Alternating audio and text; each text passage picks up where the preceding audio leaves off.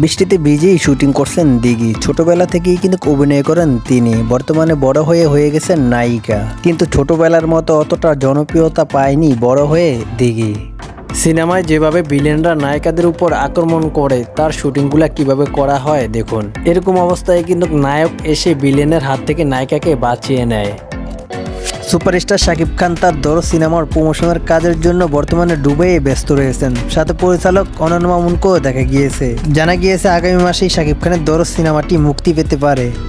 চিত্রনায়িকা অপু বিশ্বাসের শুটিং হচ্ছে বাসার ছাদের উপরে এবং সন্ধ্যার সময় কিন্তু শুটিংয়ের কাজটি শুরু করা হয়েছে। সাদিয়া আরমান এবং ফারহান কিভাবে রাতের বেলা বৃষ্টির ভিতরেই শুটিং করছে। অনেকেই ভাবে হঠাৎ করেই শুটিংয়ের ভিতরে বৃষ্টি কিভাবে চলে আসে। আসলে এটা বানানো বৃষ্টি, ঝর্ণার মতো পানি ছাড়তে থাকে উপর থেকে।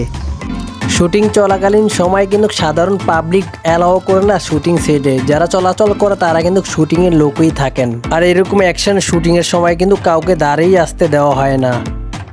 কলকাতার জনপ্রিয় জুটি কৌশনী এবং বনি তাদেরকে কিন্তু বেশ মানিয়েছে এবং বাস্তব জীবনেও কিন্তু তারা স্বামী স্ত্রী। কোনো প্রোগ্রামে অ্যাটেন্ড করলেও দুজনে কিন্তু একসঙ্গেই সেখানে উপস্থিত হন।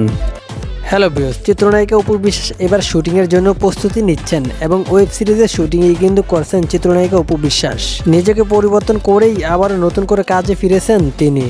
তো ভিউয়ার্স, এখান থেকে কার ভিডিওটি আপনাদের কাছে বেশি ভালো লেগেছে অবশ্যই কমেন্ট বক্সে কমেন্ট করে জানিয়ে দিতে পারেন। আর এরকম নিত্য নতুন ভিডিও পেতে অবশ্যই চ্যানেলটি সাবস্ক্রাইব করে পাশে থাকুন।